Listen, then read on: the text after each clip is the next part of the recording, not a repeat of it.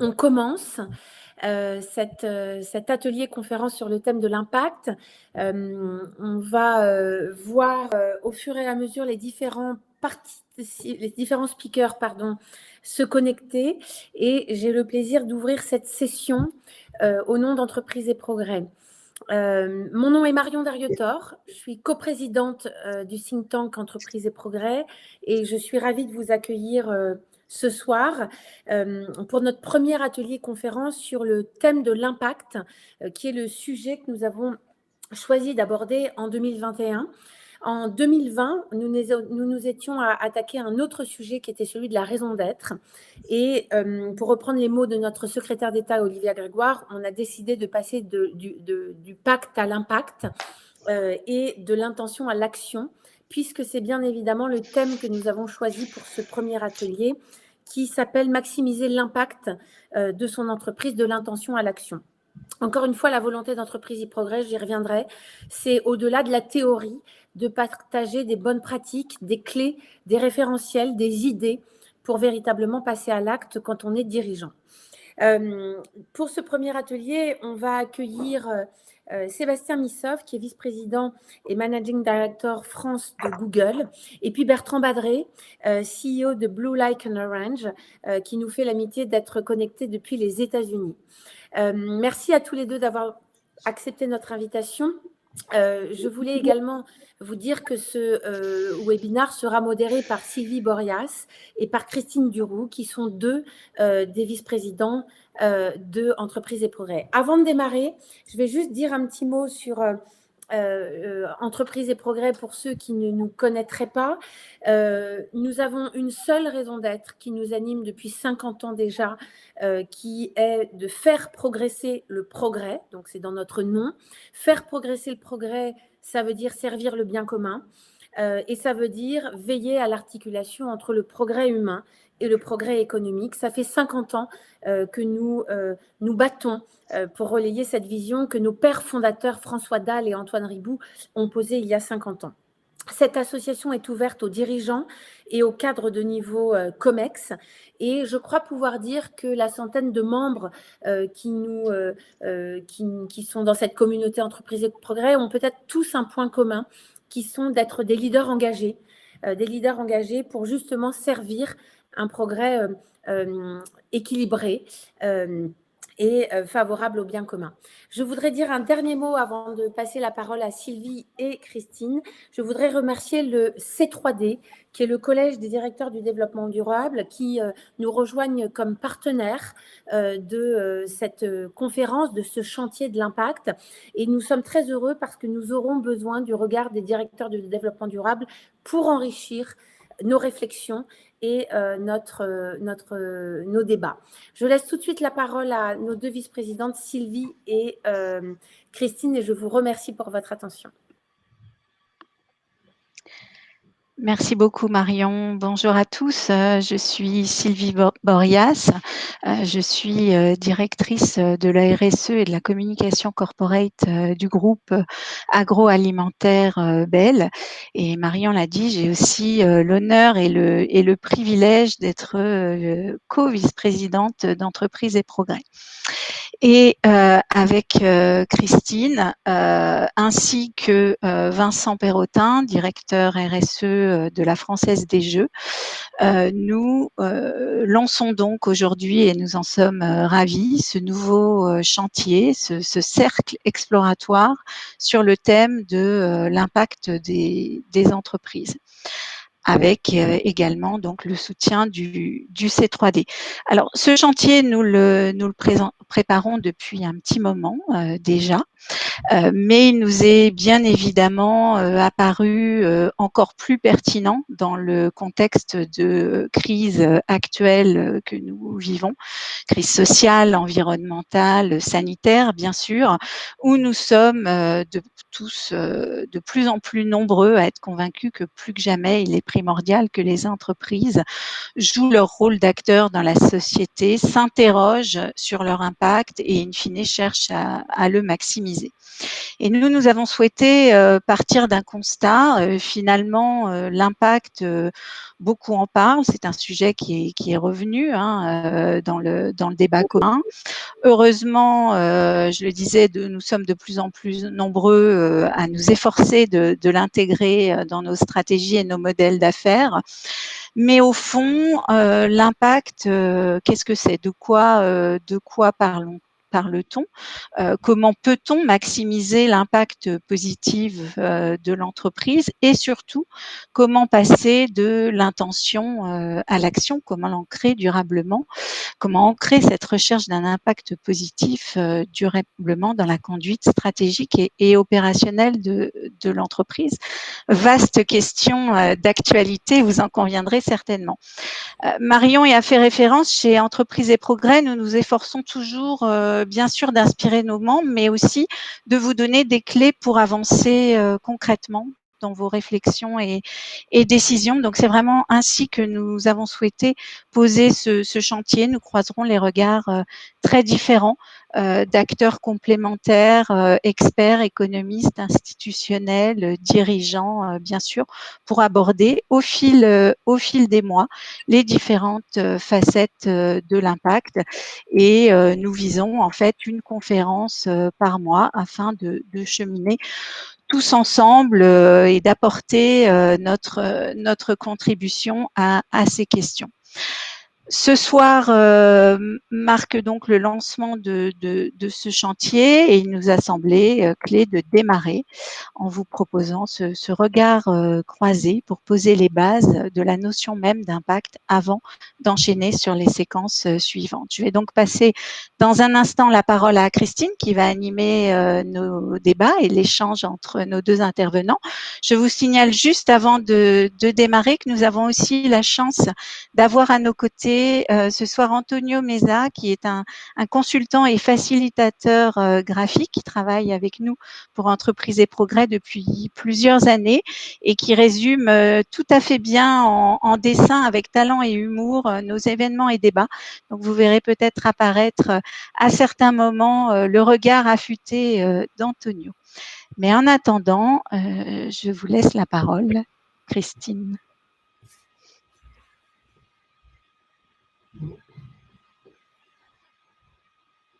On n'entend pas. Christine, je pense.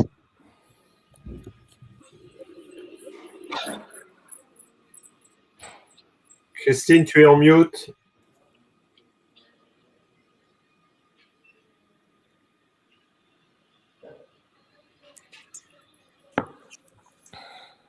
C'est pas possible.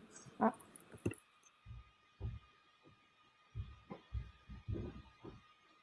C'est bon? Oui. Ben voilà, la preuve, j'avais démarré en disant il y a toujours des aléas techniques, donc la preuve est faite.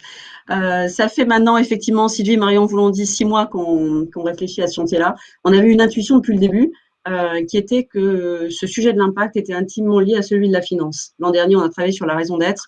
On avait cette intuition-là. On ne croyait pas d'ailleurs si bien lire. Je ne sais pas si vous l'avez vu, mais le 25 mars, la semaine dernière, il y a effectivement eu le lancement d'une réforme en France des investissements socialement responsables. Donc, la finance sera probablement un des fils conducteurs de ces travaux et de ce chantier sur l'impact en 2021.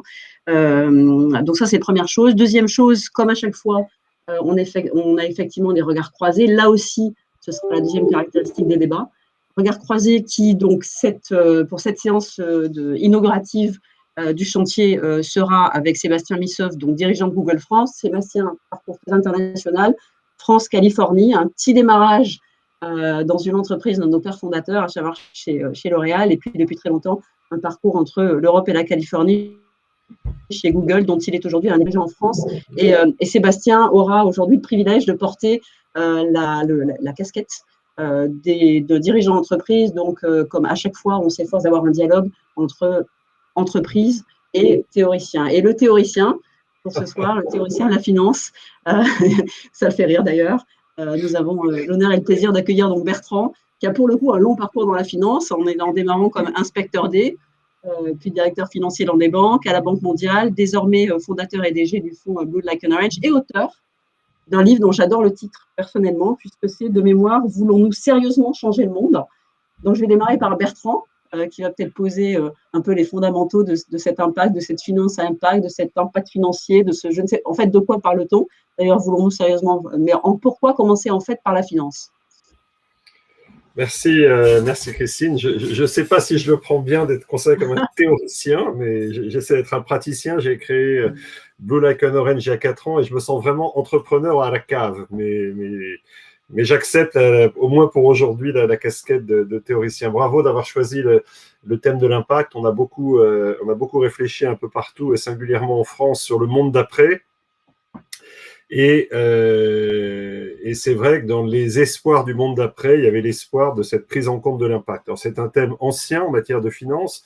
Ça fait une dizaine, quinzaine d'années qu'on parle d'impact avec différentes connotations, avec différentes approches. Alors, on mélange d'ailleurs souvent chez les gens l'impact, l'approche ESG dans l'investissement, le financement durable, l'investissement de long terme. Enfin, il y a plusieurs manières d'approcher les choses. Pour revenir un peu, je dirais, à ce pourquoi l'impact est important aujourd'hui, je pense qu'il faut revenir au fondamental. Pour moi, le fondamental, c'était il y a 50 ans un article fameux de Milton Friedman, prix Nobel d'économie fameux, qui, le 13 septembre 1970, dans un article du New York Times, en réponse à un débat américain sur la gouvernance de General Motors, les gens se demandaient s'il fallait introduire au board de General Motors 3 personnes pour représenter le public interest. On ne parlait pas encore d'impact à l'époque. Et Milton Friedman, de manière assez catégorique, dit ça n'a pas de sens. Le public interest, c'est pas là. Le public interest, c'est l'État, c'est le reste du monde. Et l'objet de l'entreprise, c'est increase its profits. Alors, l'article était évidemment un peu plus sophistiqué que ça, mais on a un peu oublié les notes de bas de page de Milton Friedman pour se concentrer sur la maximisation du profit. Et autour de ce principe, on a structuré tout ce qui fait la vie quotidienne des entreprises aujourd'hui, depuis les normes comptables jusqu'aux obligations fiduciaires de ceux qui gèrent notre argent, en passant par les modes de rémunération et la manière de travailler les anges de notation, par exemple. Et on se rend compte de plus en plus que ce système, très efficace, connaît des limites. Et notamment qu'il ne prend pas en compte nativement, naturellement, les préoccupations, en particulier environnementales, sociales et sociétales. Qu'on ne donne pas de prix à ces sujets-là. Et ne leur donnant pas de prix, on ne l'intègre pas dans nos modèles. Et donc, on a un modèle financier, c'est toujours le cas dans toutes les écoles ou universités où ceux qui nous écoutent ont été, où on parle d'un modèle risque-rendement et où l'alpha et l'oméga de la finance reste le taux de rentabilité interne. Alors, on oublie un peu que le taux de rentabilité interne, c'est déjà quelque chose qui repose sur un certain nombre d'hypothèses. Et je dis souvent, c'est ce que j'ai mis dans le tweet d'ailleurs pour annoncer l'événement d'aujourd'hui, je ne dis pas que le profit est mauvais, au contraire, je pense que le profit est un impératif, mais que là où Friedman nous a entraînés, peut-être en partie malgré lui, dans la mauvaise direction, c'est de faire du profit une fin en soi. Et donc, il faut ramener le profit à ce qu'il est, un impératif, c'est un résultat, et ce résultat dépend de normes de calcul. Qu'est-ce que les revenus de l'entreprise, qu'est-ce que sont les coûts de l'entreprise et quel est ce résultat? Et moi, je préfère qu'on parle de performance que de résultat. Et donc, c'est là que la notion d'impact doit être prise en compte. Il faut reconnaître que l'entreprise, quelle que soit sa taille, quel que soit son niveau, a un impact sur différentes catégories. Je pense qu'on en reparlera tout à l'heure, différentes catégories, depuis la planète jusqu'à chacun d'entre nous. Chacun d'entre nous étant client, collaborateur, fournisseur, régulateur, toutes les positions que vous pouvez trouver, investisseur, qu'on peut trouver dans la société. Donc, il faut reconnaître qu'il y a un impact environnemental, social et sociétal en particulier, que cet impact peut être valorisé, qu'il peut être pris en compte. Mais c'est difficile puisque aujourd'hui, le système n'intègre pas cet impact et qu'on vit tous dans un système et des normes qu'on est obligé de suivre au quotidien. Donc cette question de l'impact, pour moi, elle est cruciale pour un groupe de réflexion comme Entreprise et Progrès, parce qu'elle se pose de deux manières, et j'arrêterai peut-être là pour commencer. D'abord, c'est que peut-on faire dans le système aujourd'hui, un système inchangé? Est-ce que le système est tellement contraignant qu'on ne peut rien faire? La réponse est évidemment non. Simplement, le système, il laisse de la place à des francs-tireurs, il laisse de la place à la bonne volonté, il laisse de la place à des pionniers, mais il ne récompense pas naturellement cet impact. Il ne punit pas ceux qui ont un impact négatif, il ne récompense pas ceux qui ont un impact positif, sauf peut-être certains groupes, certaines personnes dont les clients reconnaissent, on va prendre des exemples emblématiques comme Patagonia aux États-Unis, par exemple, qui ont fondé leur création là-dessus. Mais c'est plus des exceptions que la norme. Donc on est dans un système où on peut faire des choses, mais d'une certaine manière sans le système. Et il y a une deuxième question où je pense que tous autour de la table virtuelle aujourd'hui, nous avons une responsabilité, c'est comment est-ce qu'on peut passer de l'impact, comme vous l'avez dit, de l'intention à l'action, et non seulement de l'intention à l'action, mais à l'action mesurable. Parce que le petit sujet qu'on a, et je conclue vraiment là-dessus, c'est un sujet de confiance. C'est que les gens ont le sentiment qu'on raconte ces choses-là, et c'est pour ça que le titre de mon livre, c'est « Voulons-nous, entre parenthèses, sérieusement changer le monde ?» Tout le monde veut changer le monde. Tout le monde dit « Bah oui, on préfère tous être mieux portants, avoir accès à l'école, à la santé, avoir une bonne gouvernance. » Enfin, tous ces objectifs de développement durable, a priori, c'est compliqué d'être contre. Mais si on est sérieux, il faut aller jusqu'au bout. Et donc, il faut adapter notre système à ces objectifs. Et c'est bien l'enjeu majeur des prochaines années. C'est un travail de très longue haleine parce que c'est compliqué, c'est pas très drôle. J'avais eu cette discussion avec un ministre des Finances qui m'a dit d'aller voir TF1 20h pour parler de normes comptables et de mode de rémunération, c'est pas très simple. Exact. N'empêche que c'est indispensable. Et donc, je pense qu'on est à cette étape majeure de transformer l'impact encore une fois, de l'intention à l'action, à une action mesurable, certifiée, qui redonne confiance dans le système et qui ne contribue pas à répandre le doute sur le thème « oui, il raconte l'impact, mais en fait, on ne sait pas très bien ce qui se passe ». On reviendra un peu plus tard, effectivement, dans le débat sur cette notion, justement, de qu'est-ce qu'on peut faire à l'intérieur, donc entre guillemets, des normes actuelles. Dans l'intervalle, je voulais faire réagir Sébastien, en particulier en préparant le débat. C'est toujours difficile. Enfin, en fait, Sébastien, il a à la fois là le rôle du dirigeant d'entreprise et puis d'une entreprise qui n'est pas, j'ai envie de dire, neutre, bien sûr, par rapport à la notion d'impact, encore qu'une entreprise de lait. Et en discutant de ça, effectivement, il nous a beaucoup mentionné cette notion assez clé pour un dirigeant d'entreprise, qui est la question des équilibres. C'est-à-dire qu'en fait, au fond, quand on est dirigeant d'entreprise, qu'on se pose la question de l'impact, que très franchement aujourd'hui, la vaste majorité des dirigeants et dirigeantes se posent, toute la question c'est démarrer par, mais au fond, quels sont les équilibres que je cherche à l'intérieur d'un système, donc, dont on va reparler un peu plus tard. Merci beaucoup. Alors peut-être en effet revenir sur cette notion d'impact dont Bertrand vient de parler et qui est au cœur des débuts de Google. Google a été créé en 1998 par 2 étudiants à Stanford avec au départ cette mission: rendre l'information accessible et utile à tous. C'est un objectif ambitieux et qui était le point de départ de tout ce qui a été fait par la suite. Et très rapidement, ou pas très rapidement d'ailleurs, il n'y avait pas de question de business model, mais il y avait tout de suite cette question de se concentrer sur cette mission. Et c'est que quelques années plus tard, que Google ensuite, à travers des modèles de publicité, a réussi à, en parallèle de cette mission, trouver aussi un business model qui est devenu profitable et sur lequel l'entreprise a continué à se développer. Et cet impact est resté dans le point de départ sur les fonds baptismaux de Google en 2004, quand Google est lancé en bourse. Larry et Sergey, les fondateurs de Google, disent dès le départ, dans la définition qu'ils apportent à ce que sera la stratégie de Google, que l'objectif est de développer des services qui vont avoir un impact sur le maximum de personnes possible, quitte à, au fur et à mesure et dans les années qui viennent, continuer à investir sur des objectifs à long terme et ne pas se faire dicter des objectifs financiers. Donc, cette problématique, cette tension de Friedman dont parlait Bertrand tout à l'heure a été vraiment dès le départ sur le business model de Google et sur ce développement. Alors ensuite, au fur et à mesure des années et de ce que vous évoquez, on est dans d'autres impacts aujourd'hui. Google est utilisé par des milliards de personnes sur un certain nombre de solutions qui a un impact pour se déplacer, avec Google Maps, qui a un impact avec YouTube, avec plus de 2 milliards d'utilisateurs, avec des milliards de requêtes qui sont faites chaque jour sur énormément de sujets, et ainsi de suite. Et donc, à partir d'aujourd'hui, la question se pose à la fois sur notre rôle, qui n'a pas changé en termes d'impact sur l'information et tout ce que ça peut avoir sur la démocratie, sur l'éducation et sur énormément de sujets. Et puis, ce que vous évoquez, Christine, sur différents groupes. Et quand on réfléchit à l'impact, c'est aujourd'hui autour de 3 grandes audiences, et on revient à ce stakeholder management. Le premier qui est l'engagement avec les équipes de Google, de s'assurer que la mission, ce sur lequel travaillent les équipes, donne du sens, permet à Google de se développer, mais permet aussi aux hommes et aux femmes qui font partie de cette aventure de se développer et de développer leur qualité. Si je devais vous donner un exemple qui est intéressant en termes de clés actionnables, mais la mesure de la performance d'un leader chez Google se fait autant sur le what, sur les objectifs qu'on a réussi à atteindre, que sur le how, qui est la capacité d'entraîner des équipes, de les aider à se développer.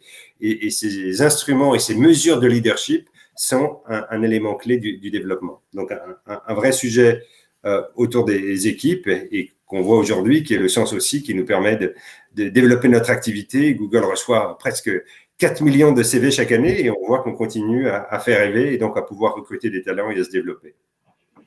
Le deuxième chantier est autour des utilisateurs, évidemment avec les chiffres dont on parle, c'est aussi une grande responsabilité et de continuer à innover, de continuer à faire en sorte, sur chacun des produits qu'on développe, d'avoir cette exigence, d'améliorer, d'apprendre au fur et à mesure, d'avoir plus de localisation, de pouvoir apporter des solutions différentes en France, en Allemagne, en Italie, sur chacun des pays dans lesquels on se développe, en Europe.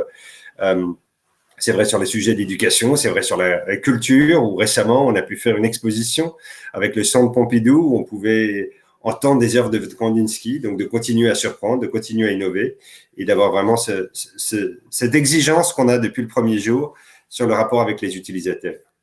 Et puis le troisième impact, qui est probablement le plus important et le plus important aujourd'hui pour Google, la taille avec laquelle on opère, est de réfléchir à l'impact sur l'écosystème tout entier. Et on va revenir tout à l'heure, mais c'est vrai pour l'environnement, c'est vrai pour l'impact, puisqu'Internet, formidable révolution, a aussi créé des changements très importants de business model pour un certain nombre d'acteurs. Ça a été vrai, par exemple, pour la presse, qui depuis 10 ans, a vu ses revenus traditionnels diminuer. Et donc, quel est le rôle? Qu'est-ce qu'on a pu faire pour développer des nouvelles solutions autour de l'abonnement, autour de la monétisation, autour des discussions sur le droit voisin en France, qui sont autant d'exemples de comment on est un acteur responsable sur l'impact qu'ont les technologies sur lesquelles on travaille, au-delà de l'entreprise, mais auprès de tout l'écosystème. Et pour finir, c'est vrai aussi, en particulier avec les TPE, PME, et on l'a vu depuis 1 an avec la crise du confinement, on a vu que pour un certain nombre de libraires, l'année dernière, le seul chiffre d'affaires, c'était ces 20% de click and collect pour les libraires en fin d'année qui ont réussi à développer leur activité. Et ça a été une accélération extraordinaire pour chacune de ces PME de s'approprier, de trouver ces bons outils et de pouvoir se développer. Et de nouveau, notre responsabilité sur un sujet d'éducation pour continuer à accompagner les uns et les autres pour mieux maîtriser ces outils, se mettre le pied à l'étrier et réussir cette grande transformation. Donc, si je comprends bien, en fait, en tant que dirigeant et pour le coup dirigeant d'une entreprise comme Google, votre point d'entrée, c'est les différentes audiences et l'équilibre de l'impact entre les différentes audiences. Oui, enfin, c'est vraiment cet équilibre qui est important, c'est de réussir d'être une entreprise et avant de rejoindre Google il y a 15 ans, j'ai passé 10 ans chez L'Oréal avec aussi cette même culture très forte sur des personnes où Lindsay Owen-Jones, François Dalle commençait à 25 ans et finissait à 65 ans chez L'Oréal avec vraiment cette idée de développer, d'investir sur les hommes et les femmes qui viennent là, donc ce projet humain et ensuite, une fois qu'on a ce projet humain, au service des clients, des utilisateurs, et cette réflexion sur l'écosystème au plus large, absolument. Donc justement, pour reparler d'écosystème, Bertrand nous a mentionné au début de ce débat la question pour le moment de, au fond, dans l'écosystème, il y a un peu système quand même. Que peut-on faire aujourd'hui dans les… Alors, est-ce que c'est les marges, est-ce que c'est les centres, est-ce que c'est la décentration, je ne sais pas, du système actuel. Mais un des points importants, donc, cette question d'impact, c'est donc une approche un peu systémique, un peu quand même aussi par la finance. Au fond, qu'est-ce qu'on peut vraiment faire aujourd'hui, Bertrand, à l'intérieur du système actuel, sans pour autant aller à 20h à la télévision et expliquer les normes comptables? Non, je pense qu'on ne va pas complètement faire l'impasse sur le 20h. C'est qui est important. C'est pas forcément là que ça se passe aujourd'hui. Non, je pense qu'il faut avoir toujours à l'esprit, comme le dit Sébastien, que peut-on faire aujourd'hui et que peut-on contribuer demain comme amélioration du système. Et encore une fois, le système sent bon son marxisme, et c'est pas du tout l'approche que je souhaite avoir. Mais c'est vrai, ayant été beaucoup dans la finance, qui est un métier particulièrement normé, on est très enserré par toute une série de règles. Ces règles, elles disent quelque chose de la manière dont on voit le monde. C'est pas juste un sujet technique qui s'impose à nous toute éternité. Ces règles, elles ont une généalogie, elles sont nées à un moment, elles ont prospéré, elles disparaissent, etc. On est passé par plusieurs cycles du capitalisme. Milton Friedman, dont je parlais tout à l'heure, disait lui-même « Quand le système d'avant était mort, le mien était prêt ».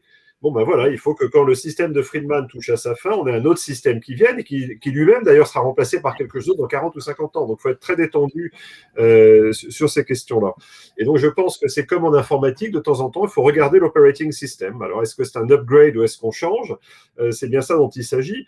Je crois que l'économie de marché, qui est quand même le système auquel tous en ligne aujourd'hui nous adhérons, c'est un système formidable. Mais c'est un peu comme l'eau.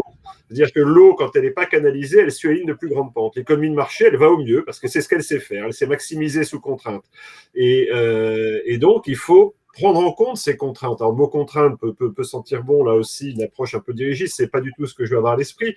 Mais enfin, l'économie de marché, elle répond fondamentalement à deux forces. Une, c'est le marché, les différentes audiences dont parlait Sébastien. Et donc, si en tant que consommateur, en tant que collaborateur, en tant qu'investisseur, etc., on dit on préférait que vous alliez dans cette direction, il n'y a pas de raison qu'ils ne suivent pas. Et donc, si 30 000 Français diplômés disent « je ne veux pas aller travailler aux entreprises qui se comportent mal », eh bien, les gens vont essayer de se comporter mieux. Si Sébastien veut attirer des talents, c'est aussi parce que la boîte, on s'y sent bien, qu'il y a du sens. Si vous vous comportez mal, vous n'attirez plus de talents, vous avez un problème. Et si vous, comme Exxon, pour prendre cet exemple dans le domaine des pétroliers par rapport aux pétroliers européens, attirent beaucoup moins sur les marchés depuis 10 ans, c'est parce qu'ils sont dans la négation du changement climatique. Donc tout ça a un impact. Donc il faut que le marché s'exprime et le marché peut déjà donner de la voix. Et puis vient à côté de ça, je dirais l'autre digue, si je poursuis la métaphore avec l'eau, on a le marché d'un côté et puis tout ce qui est la norme de l'autre, le système. Qu'est-ce que vous avez le droit de faire? Qu'est-ce que vous n'avez pas le droit de faire? Qu'est-ce qui est recommandé, pas recommandé, etc. Et c'est là que ça devient difficile, parce qu'en finance notamment, avec une très grande liberté de circulation des capitaux, on dit tout de suite qu'il faut avoir une approche mondiale. L'impact dans un seul pays, ça ne marche pas très bien. Il faut que les normes s'imposent à tous. Et la difficulté qu'on a aujourd'hui, c'est qu'il n'y a pas de maître du monde. Milton Friedman, d'une certaine manière, les États-Unis étaient maîtres du monde il y a 50 ans. Aujourd'hui, vous avez une approche américaine, vous avez une approche britannique, vous avez une approche européenne, vous avez une approche chinoise. Enfin, tous ces gens n'ont pas exactement la même vision des choses. On le voit bien dans le domaine que connaît bien Sébastien de l'Internet, il y a quelques lignes de fracture. J'espère qu'on n'aura pas sur cette approche de l'impact les mêmes lignes de fracture, qu'on n'aura pas des blocs de normes qui s'opposeront. Parce que là où c'est très important, c'est qu'au-delà de la discussion sympathique qu'on a sur l'impact aujourd'hui, la norme financière, si elle s'impose, c'est bien elle qui va dicter aux investisseurs dans 10 ans ce qui est bien ou ce qui est mal. Je vais prendre des grands mots. Qui va dire, si vous êtes demain un fonds souverain du Golfe, qui va dire est-ce que c'est bien d'investir dans telle ou telle entreprise? Ça sera bien la norme extra-financière qu'on se sera donnée qui va jouer. Et donc, il ne faut pas être naïf. Je pense que l'Europe est plutôt en avance sur ces sujets, mais ça ne va pas forcément durer. Et qu'il ne faut pas, il faut qu'on se batte pour avoir une approche mondiale et qu'on ait nous, Europe, notre capacité à faire valoir nos vues autour de la table quand cette approche mondiale sera décidée. Et si on n'a pas d'approche mondiale, il ne faut pas qu'on soit naïf, il ne faut pas qu'on baisse la garde, il faut qu'on ait aussi nos propres normes sur ces questions-là. Et donc, voilà. Donc, encore une fois, pour revenir à mon point, c'est qu'on peut faire des choses dès aujourd'hui, mais qu'il ne faut pas renoncer à travailler toutes ces normes, tout ce système qui nous en sert. Il faut le faire de manière assez forte. Dernier point, et j'arrête là, tout ça est sympa, mais pas plus qu'il y a de maîtres du monde. Il n'y a personne qui prendra les décisions pour nous. Moi, j'aime beaucoup citer Tolstoï, dont j'ai usé et abusé ces derniers temps, qui dans Guerre et Paix fait dire à un de ses héros « Tout le monde veut changer le monde, mais personne ne veut se changer soi-même ». Alors, c'est très bien, on aimerait bien qu'on nous impose le changement, en disant « Vous devez tous vous comporter comme ça ». Mais ça ne marchera pas. Il faut qu'on soit nous-mêmes prêts, depuis, j'allais dire, le tri sélectif jusqu'au mode de mobilité qu'on choisira demain, etc., être un tout petit peu cohérent. On ne peut pas être d'un côté, je le prends pour moi, c'est très dur pour moi, on ne peut pas être d'un côté à dire il faut que tout change et j'attends que Big Brother vienne me dire comment ça marche l'impact au XXIe siècle, et de l'autre, rester les bras croisés. Ça ne marche pas. Je note le Big Brother. Juste par rapport à cette question-là, et avant de passer la parole à Sébastien, qu'est-ce qui se passe en fait aujourd'hui au niveau des normes? Il y a quelques années, on a vu le rapport de Cambourg, on sait qu'il se passe des choses. Peut-être, Bertrand, peux-tu rappeler ce qui est en cours?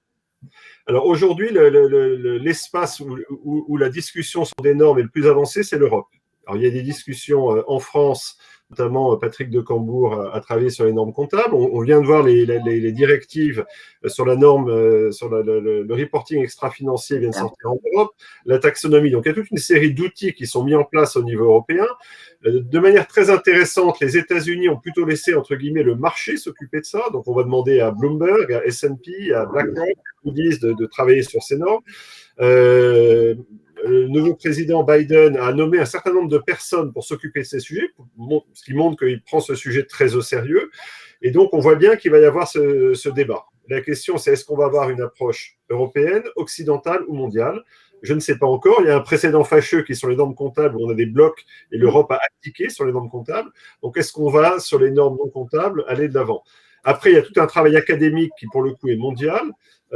Notamment à Harvard, où avec Ronald Cohen, qui est le vrai père de l'impact, il travaille sur ce qu'on appelle les Impact Weighted Accounts, donc des normes comptables prenant en compte l'impact. Alors, ils ont commencé par environnemental, ils vont déployer ça sur des normes sociales dès cet été et sociétales par la suite. Oxford travaille sur ces sujets, HEC un peu. Donc, un certain nombre de gens qui travaillent sur ces sujets. Donc, c'est un mélange de réglementaire et d'académique. Très bien, merci. Sébastien, peut-être au niveau Gold, moi j'avais deux questions. Hein. Je me souviens plus l'expression entière, mais responsabilité à grande entreprise, grande responsabilité, grand impact. Donc ça veut dire quoi aujourd'hui en termes peut-être de mesures, de management de cet impact-là par Google, à commencer d'ailleurs par les différentes audiences et puis peut-être aussi par d'ailleurs l'écosystème, les salariés. Comment, au fond, quelles sont cette mesure, quel est ce management chez Google? Oui, alors d'abord sur le sujet de la taille et de la responsabilité, on revient aussi à des points dont on a parlé au début de cet échange, qui est de se reposer la question de ce qui doit être global, et c'est vrai pour les normes, et c'est vrai pour les stratégies, et ce qui doit être local. Et on le voit sur un certain nombre de sujets, c'est vrai sur les sujets de la désinformation, le rapport avec la presse, les questions sur l'écologie dont on parlait. Et cette responsabilité passe par nous donner suffisamment d'autonomie, pays par pays, pour avancer sur ces sujets, et au contraire, savoir déléguer pour avoir des responsabilités globales. Si on prend probablement le plus grand enjeu de notre génération autour de ce qui est en train de se faire et de notre rôle par rapport au développement durable, par rapport aux énergies, est un très bon exemple aujourd'hui où, à travers un certain nombre de data centers en Europe et dans le monde, on avance sur ce sujet. On achète déjà l'énergie qui nous permet de compenser toute l'énergie qu'on pense.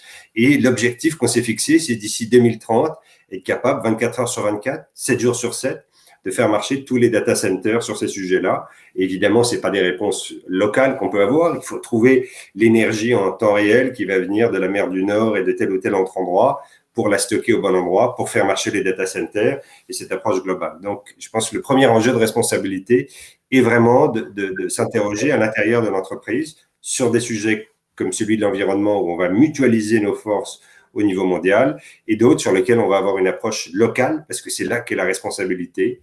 Ce que j'évoquais tout à l'heure sur les sujets d'éducation était un sujet où les PME françaises étaient plus en retard que les PME américaines et d'autres, et sur lequel on a surinvesti sur des démarches de formation, et que c'était ça le sujet de la responsabilité, c'est aussi d'être à l'écoute, région par région, pays par pays, sur lequel on peut avoir avancé. Donc je pense que ça c'est le premier élément.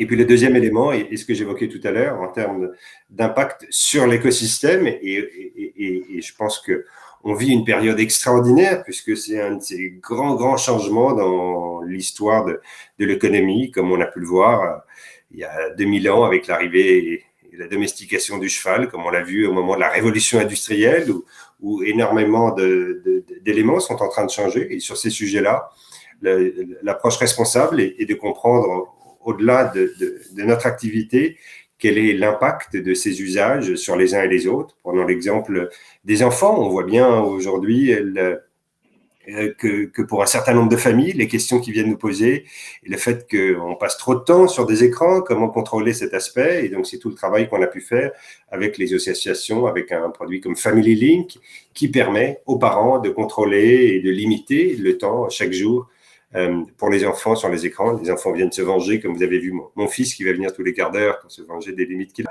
Mais donc, se pose cette question de cet impact et cette responsabilité en réfléchissant au-delà d'impact direct des solutions sur lesquelles on travaille, de celles qu'elles peuvent avoir sur la société. Très bien. Je vois les questions qui commencent à arriver sur le chat, mais on va quand même terminer. Moi, j'avais une question pour le coup. Pour vous, Sébastien, vous avez mentionné les décalages, la question globale locale. C'est particulièrement intéressant. Entreprise et progrès, on a toutes les tailles d'entreprise. Ça va de la plus grande avec des grandes multinationales, je ne sais plus si ça se dit, mais entreprises globales et des entreprises au contraire très petites. Donc, c'est intéressant aussi d'avoir cette vision-là de qu'est-ce qui est global, qu'est-ce qui est local. Pour vous, qu'est-ce qui vous marque dans votre parcours, à la fois vous, Google, comme je dirais pas différence, mais ajustement ou subtilité entre les différents pays, en particulier pour le coup entre les États-Unis et la France dans le rapport à l'impact. Et là, je parle au niveau de l'entreprise, pas des individus. Oui, alors je pense que sur le rapport avec l'impact, il y a d'abord cette notion de se réinventer. On est dans des industries qui changent très rapidement. Google a commencé, j'en parlais tout à l'heure, en 98 et on a vu un certain nombre de sociétés. Yahoo, à un moment, était le portail principal, était le sur Internet, et puis ensuite est arrivé les moteurs de recherche, puis des réseaux sociaux, puis de nouveaux modèles. Donc, on voit la vitesse à laquelle ces différents modèles se développent. Donc, je pense que sur ce point-là, et peut-être dans les rapports d'étalement et le rapport de vigilance, en effet, c'est de se mettre dans cet état d'esprit où on a ce droit à l'erreur. Chez Google, il y a ce côté assez rigoureux quand on parle d'innovation, de faire du 70-20-10. On fait 70 sur les modèles existants, 20 pour se préparer sur ce qui est en train d'arriver demain et 10 sur des modèles beaucoup plus disruptifs. Et de le faire de façon consistante, année après année, sur la façon dont on regarde les investissements.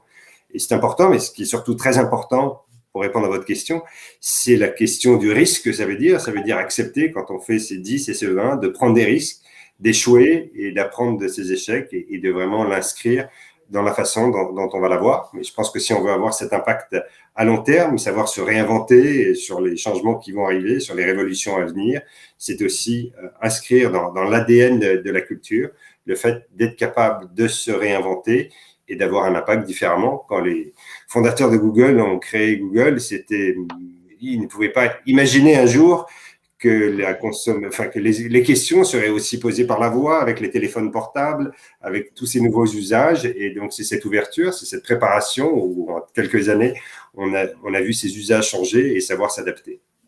Et j'en profite d'ailleurs, puisqu'on a même le chat, qui est quand même une innovation technologique terrible.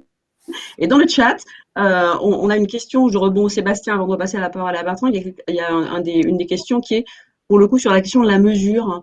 Après, je ne sais pas si vous connaissez, c'est peut-être une question un peu technique, mais qui nous demande en fait où est-ce qu'en est Google sur la mesure des impacts positifs, négatifs. Qu'est-ce que, de façon générale, comment vous mesurez, comment vous suivez, et quel est aujourd'hui le résultat si vous en avez un?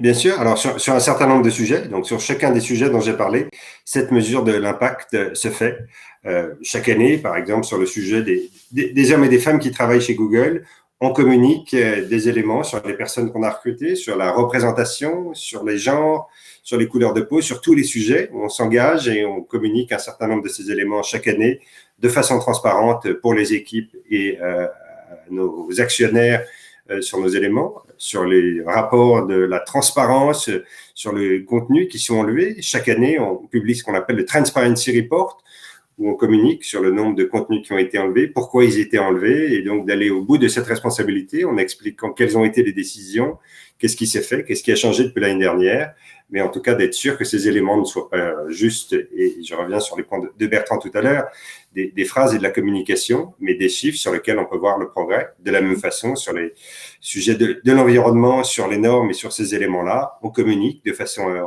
annuelle sur les éléments, sur ce qui a été fait, sur ce qu'on a consommé, d'où ça vient. On parle de consommation d'énergie et je voyais une question dans le chat aussi sur le fait que c'est pas juste d'où vient l'énergie, et on communique aussi sur le fait, avec le machine learning, avec tous les outils aujourd'hui qu'on a, comment on arrive à faire des calculs beaucoup plus rapidement pour diminuer la consommation d'énergie et se fixer aussi des objectifs sur ces sujets-là. On avait communiqué l'année dernière sur Nest sur l'énergie, sur la capacité avec ces capteurs d'énergie dans les domiciles, de faire diminuer la consommation des ménages, des domiciles, en arrivant à avoir ces capteurs intelligents qui chauffent au bon moment la maison et pas toute la journée. Merci beaucoup. Je rebondis aussi sur une des questions du chat. N'hésitez pas d'ailleurs, puisque c'est aussi dans des questions. Un des auditeurs, je ne sais pas s'il faut les appeler des auditeurs de l'audience, quelqu'un de notre audience, pose la question sur l'Europe. Bertrand, qu'est-ce que tu as à répondre à ça, qui dit « Je suis content d'entendre que l'Europe est sur la balle sur la question des normes. J'avais dans l'idée que ça n'était pas le cas. » Pour le coup, au-delà de ça, est-ce que toi tu vois des choses qui sont faites des deux côtés de l'Atlantique, et d'ailleurs des comportements potentiellement différents selon les entreprises, selon les interlocuteurs, par rapport à l'appareil, j'en suis sur la question de la finance.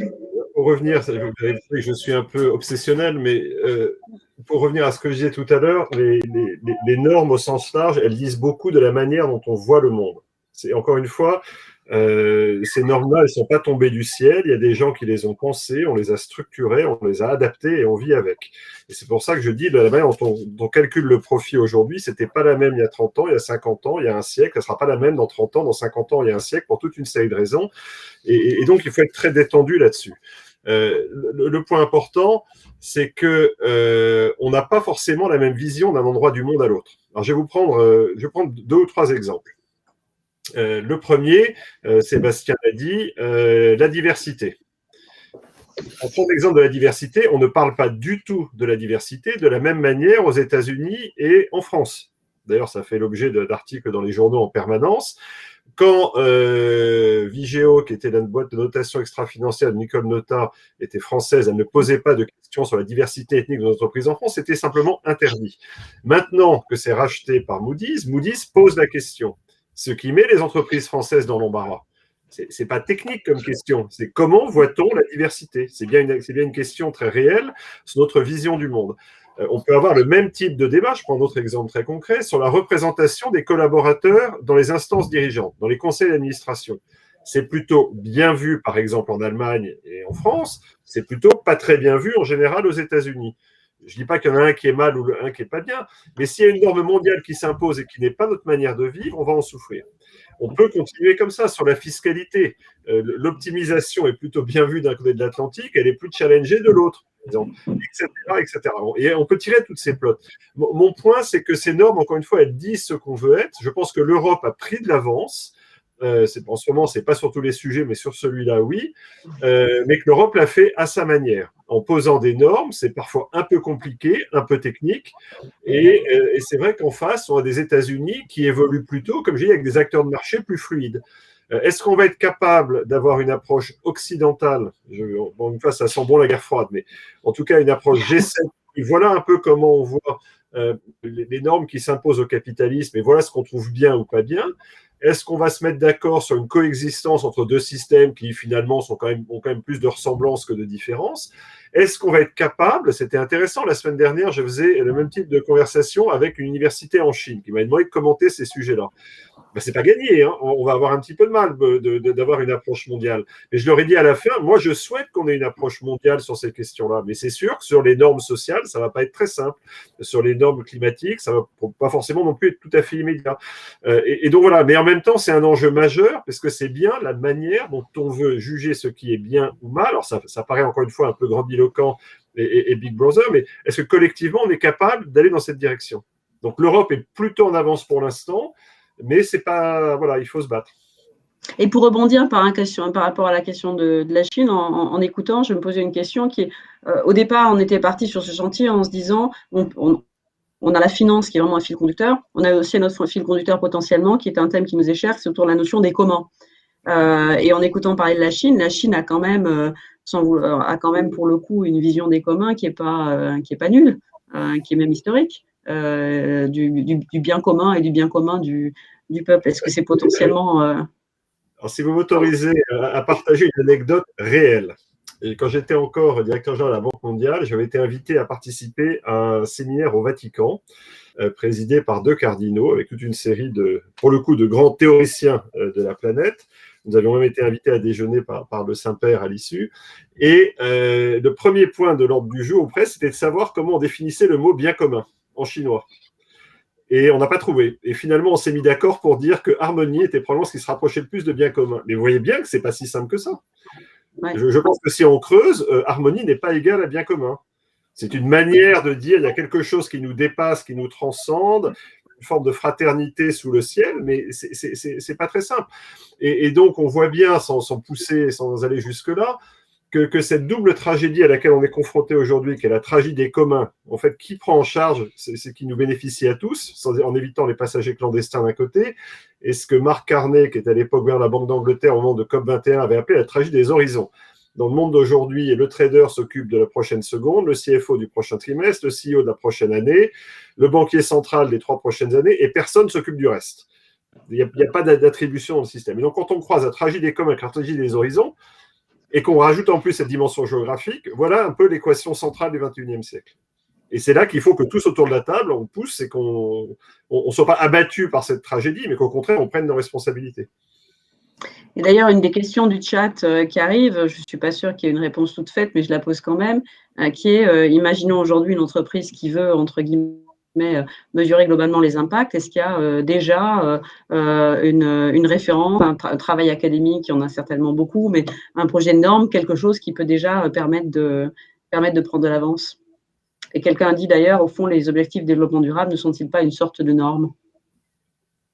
Alors, je ne veux pas accaparer la parole, je vais être bref. Il se trouve que j'ai été très impliqué au moment de l'apparition des objectifs de développement durable. Alors, c'est une norme, elle s'impose, et je pense qu'il faut qu'on travaille avec parce qu'il n'y en aura pas d'autres. Il ne faut pas se raconter d'histoire. Dans le monde d'aujourd'hui, avant qu'on se remette d'accord sur tous ces objectifs à 195 pays, il va falloir un petit peu de temps. Donc, faisons avec ce qu'on a. Mais c'est vrai que ce sont des normes qui sont plutôt édictées dans un environnement public, qui sont compliquées à traduire en entreprise. Elles sont compliquées en elles-mêmes, 17 objectifs, 169, je ne sais plus d'ailleurs comment on dit, targets cibles. C'est pas simple. Autre anecdote, je me souviens, Angela Merkel était venue à la Banque mondiale parler de ça, et elle avait dit, oula, déjà, moi, j'arrive pas à retenir 17, si en plus il faut les retenir dans le désordre, on n'y arrivera jamais, enfin, c'était compliqué. Mais voilà, donc ça c'est un cadre, mais qui n'est pas opérationnel. Et donc maintenant, il faut qu'on rentre dans le détail. J'ai cité les travaux d'Harvard qui sont très avancés, mais il y en a d'autres. Donc il y a quelque chose qui se passe. Patrick de Cambourg en France, évidemment, et quelques autres. Donc on ne part pas de rien, il se passe des choses. J'ai une question que j'ai posée à Sébastien, qui arrive par le chat aussi, qui est, c'est toujours la question difficile, mais au fait, que peut-on faire? Donc, par exemple, Sébastien, puis peut-être après Bertrand pour conclure aussi ce débat.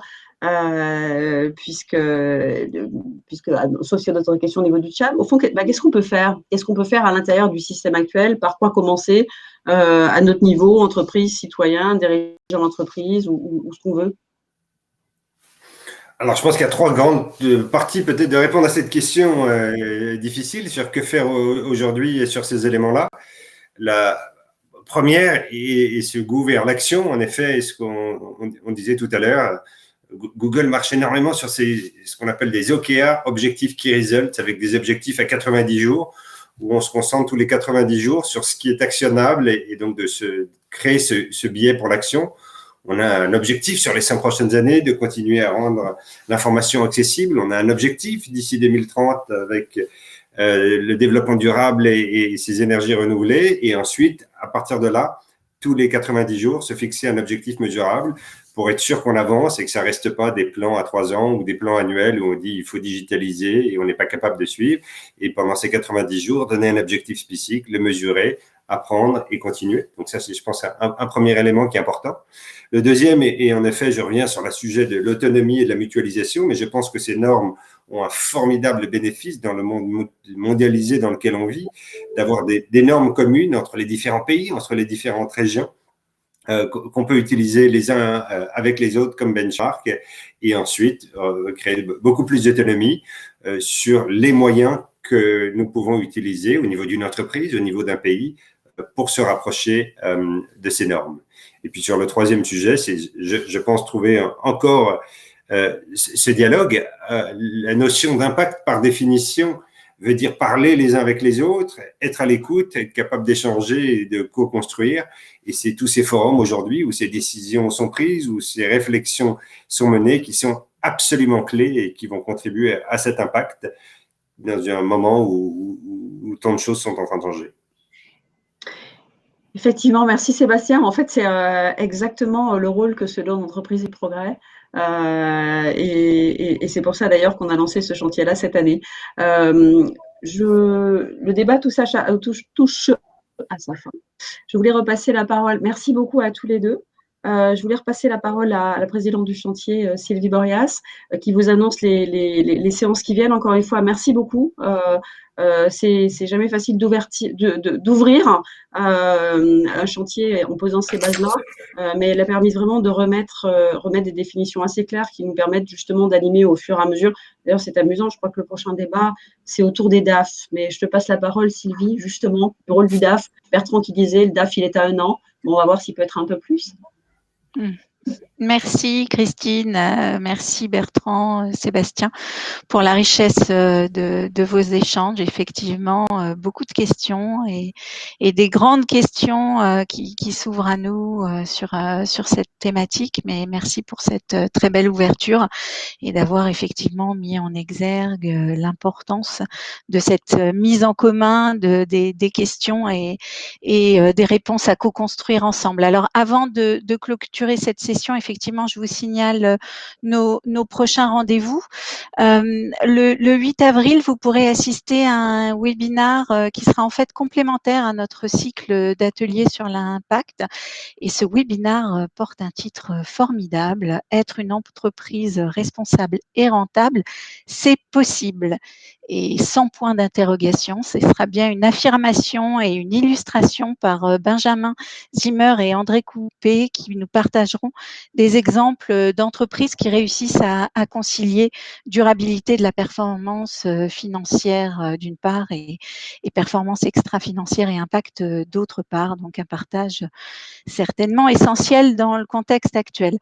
Nous nous retrouverons alors d'ici fin avril pour un second atelier sur l'impact et vous aurez les dates très prochainement dans vos agendas et je peux d'ores et déjà vous dire qu'effectivement, Christine, nous aurons rendez-vous également fin mai pour aborder encore plus en détail cette question de la finance et du pilotage financier au service de l'impact. Merci encore à tous. À très vite. Vous pourrez retrouver le replay sur nos plateformes et Laure Génin d'Entreprise et de Progrès reste bien sûr à votre disposition pour toute question concernant le chantier et d'une façon plus générale notre association. Merci encore et à très vite. Merci à tous les deux et aux auditeurs. Merci. Au revoir, merci à tous.